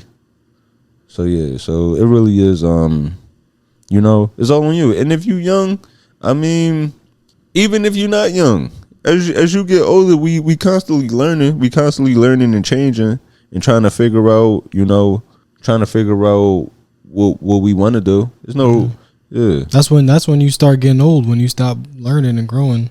That's what really make you old. Right. That's why motherfucking Japanese people live to 100, because they still out there stretching and shit. Yeah. But them, once you stop stretching their muscles, stop using them, you get a little more decrepit. Same thing with the brain. Right. And another, well, do you have anything else you want to add? I'm thinking. I'm trying to make sure I don't say the same thing you said. How do you determine if where you're at in life is a stepping stone or being stagnant? Are you trying to move on to a new place? Like, are you trying to, like if you had a job, a dead end job, are you trying to find another job that pays more money? Yeah. Are you on? There's always something that pays more money. Right. Are you on the register and you trying to move over to drive through? I'm saying you might want to throw the sea salt on the fries. Yeah. Like that. I mean, everything, even if it's something like that, it is stepping up. Yeah, I don't disagree with that at all. Like, fucking whatever the next thing that you think is attainable, unless you happy with where you at, stay there, nigga. The fuck, everything got to be a goddamn constant, a constant struggle for more and more. Right. Like, these motherfuckers have billions of dollars. They hoard it. They have the money and they can't spend it. So it just means we can't have it. Don't get caught up in that trap of just fucking more and more and more and more consume and fucking accumulate. Just be happy. Get a partner that smells good, treats you nice. Get a job you like. Get a place you like to live. It don't gotta be that much harder than that. But if you want more and you think you're not there, then go for it. No, that's real, because I've always gone to this thing with comedians where they'll always say to me, you never ran your own show, right? Because I never had my own like monthly or weekly show. Well, I don't think you've ever had to. So, I mean, some people have to. Some people want to. That is true. I've been blessed to like not be in that situation, but I know I really it does suck. I really have been blessed to like not be in that like situation where like I feel like I have to do this because I know how much of a hassle and tough it can be. But I'll say, I'm happy I didn't, because I didn't get into this to do that. Like when people be like, yo, you ever think about owning your own comedy club or running your own show? I didn't get into comedy to be a business owner. It would be cool. I didn't get into comedy to be a promoter and a booker. I got into comedy because I wanted to just be on stage, and that was what I wanted to worry about. So it's kind of like same thing with anything, not even just comedy, sports. Why don't you try to? Yeah, that's a good point. People really will try to like make you. Yeah. They'll throw their dreams in your face. Like, hey, you don't want to do this? It's like, no, I didn't get into this for that. What I'm doing is making me happy. So it's like, I did have a show this week, and it did go good because I did not prepare well. There was people there. There was chairs. There was laughs. I'm gonna do it again. Come see it. Yeah. It is very low maintenance, but it is very high entertainment. Yeah. But yeah, like niggas be like, you don't wanna fucking no. Yeah. I don't want to be in a Geico commercial. Sorry. Actually, I do. Geico, hit me up. I like Australian reptiles. Somebody else said, when's the last time you tried something new? Depends on what you asking. What type of answer do you want to this question? When the last time you tried something new? When the last time I tried something new? This probably a gay nigga. Yo, this is a gay nigga asking this because I'm on like no ulterior motives. I know what you're doing. Stay away from me and my family. Because these niggas be slick. They don't be like, they don't be like, yo, you want to hang out with me? You want to go to the movies? You want to go to dinner next weekend? They be like, you ever try something new? I know what the fuck is going on. Oh, shit. No, so that's my internalized homophobia coming out, and the trauma of my DMs. Well, I guess, I guess we get into it before we get out of here. Well, who did ask that question though? Do you know? Yeah. I think it was Detroit player. Oh, okay. Yeah. But yeah, before we get out of here, as usual, the Tubi movie of the week. And this week we watched a good one. This was a cool movie. We watched Snow Bunny. And it had some of our Tubi favorites. This was fresh out of Detroit. I do wish Tubi kind of had like more filters as far as, when you looking up movies. I wish it was something they could do like geographical. Where you could sort movies. They definitely need a Detroit Tubi category. Yeah, get on it. Cause I do want to see. Cause I'm not looking for. It's like I'm not looking for a Detroit movie when I go on here. But it's like, are they the only ones grinding this much? The rest of y'all cities, including our own city, Philly, Houston, Atlanta, Detroit is outworking y'all. They outworking y'all, man. This movie right here, this was directed and written by Keith Wright. Yeah, where the fuck the Meatball movies at? Meatball and Wallow and them need to have a fucking a production company where they make shit too. Yeah. Detroit can't have everything. Yeah. They killing y'all. Yeah, this was written and directed. Fucking Don't Call Me White Girl and Meatball need their own sitcom where they like work at a restaurant together or something. I definitely would watch that. I would. But yeah, this was directed by Keith Rice. He also is known for Gutted Detroit, The Simp, and I Satisfy. And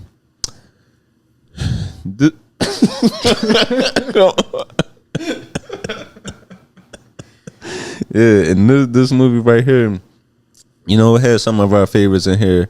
I didn't know at first, and that's what actually made me, you know, click on the title, like click on the cover art, because, you know, I thought it was some completely new actors, but then I was surprised as I started tuning into it.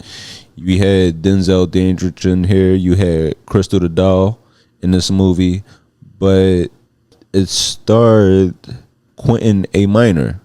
He played the athlete known as Clutch. And Clutch, he's going through, you know, he's a NFL prospect, and he's facing a lot of problems off the field that might put, you know, his future on the field in jeopardy. And I'm sure by the title you can guess what the problems are. Yeah, it's a snow bunny. But I was thinking, you know, seeing this, I thought it might have been like a guy. I thought they might have been in college. I will say that. That's what was kind of weird about this movie, where it's like I expected them to So Quentin A. Minor, right? He plays this NFL prospect, Clutch Williams. Not only were they not in a college dorm, this was the most unathletic NFL player. Yo, it was one scene where I guess I think they woke up and he didn't have a shirt on. When I saw this nigga gut out, I'm like, you want me to believe this was the most regular body ass nigga?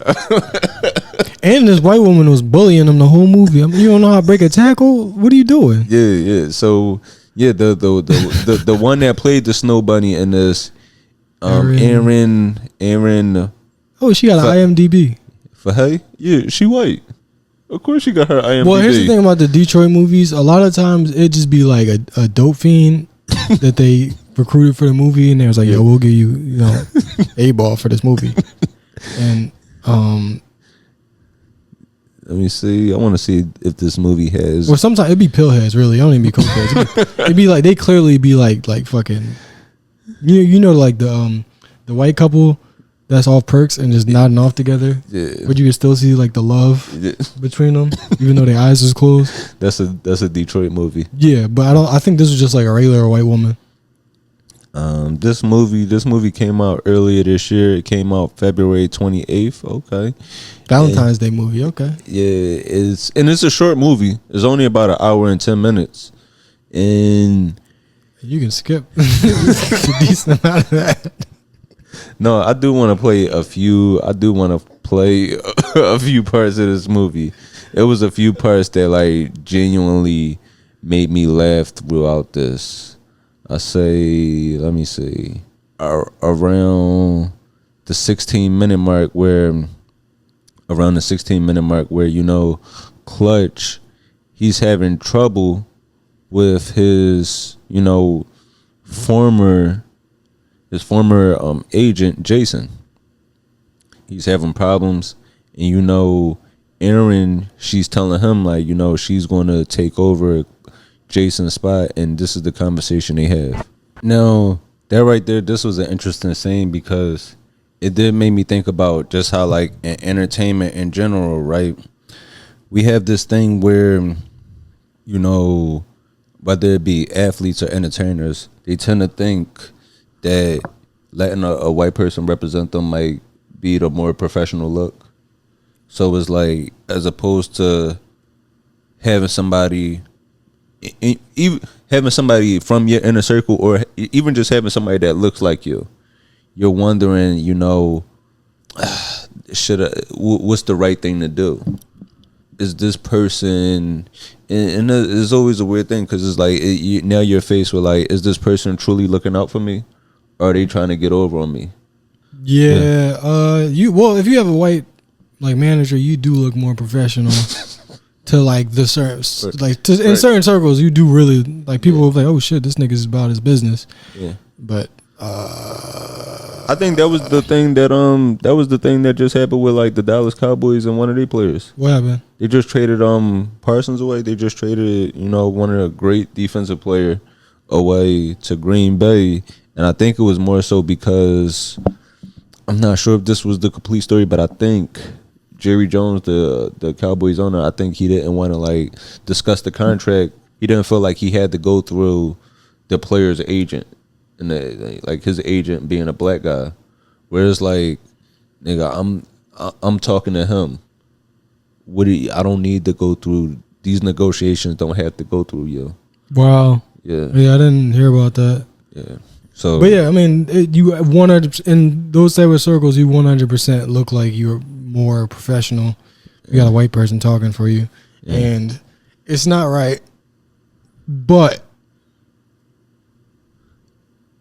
this is a sell your soul situation. Will you sell your soul to the white man, or will you?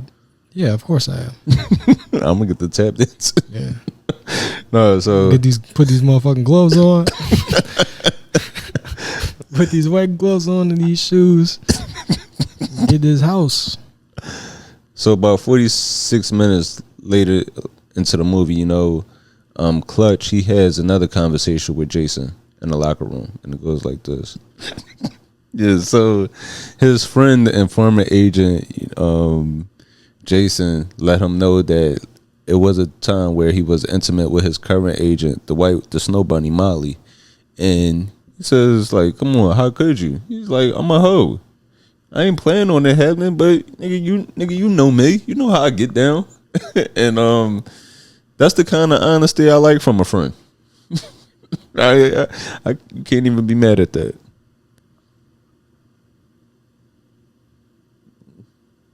I'm gonna play this one last part in the movie.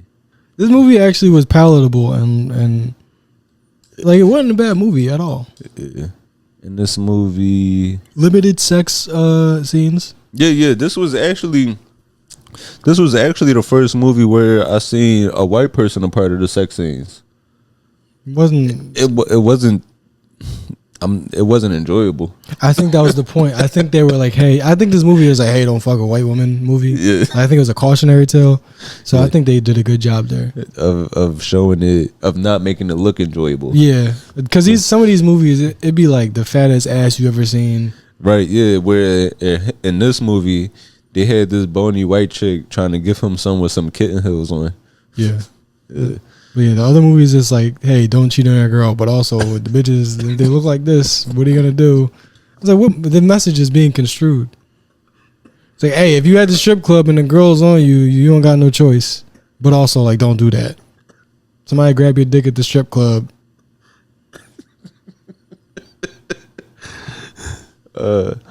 It's like an alcohol commercial where everybody's having fun and it's drink responsibly at the end. Like, come on. I know what you really want me to do. So later in this movie, Ace, played by Denzel Dandridge, he's a former love interest of Brielle. Brielle's Crystal the Doll. And, when Brielle and Clutch are going through their problems, Ace decides to pop up on Brielle one day. And this is how their conversation goes in the house. This nigga ruined her relationship. And she said, why would you do this? Because I'm broke. Oh my God. Yo. Now that's good acting right there. Why would you do this? Nigga, I need the money. Oh my God. That might be the greatest line I've ever heard out of all of these movies. The motivation is so clear. Every other movie is all convoluted. Like, why would you do all of this? bro. Yeah, so if y'all looking for something to check out, man, check out Snow Bunny. It's only about an hour and 10 minutes long. It got a 6.2 on IMDb. I give it that just because they make everything concise and not too drawn out. Yeah, there's a beginning, a middle, and an end. Yeah. I wish they would have did certain other things differently, as far as, you know, if we're going to have a football player, let's get him in shape. Like, I wouldn't want Chris Evans to be Captain America with a gut. So it's like, you know. Actually, to be fair, a representation of America should be morbidly obese. Like the American superhero should be a person in a rascal scooter, or like just somebody that fucking. Captain America should be on a city bike.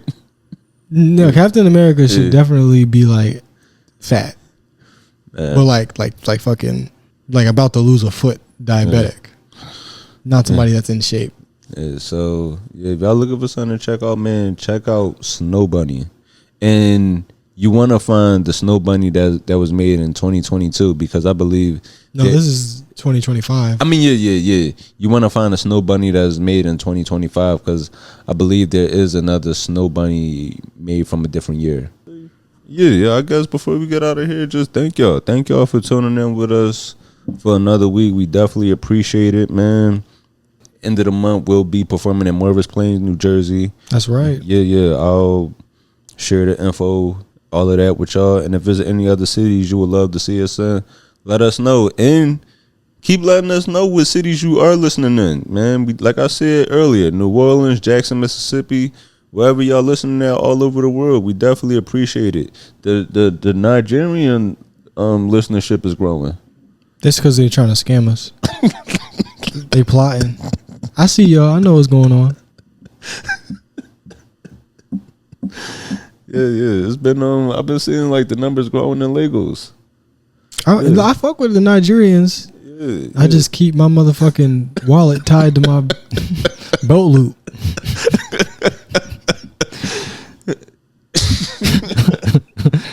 Yeah, man. So we definitely appreciate y'all. And we be back next week for another one, man. So it's been a good one. I'm Anthony Moore. I'm Asante Morris. And we out of here. Thank you.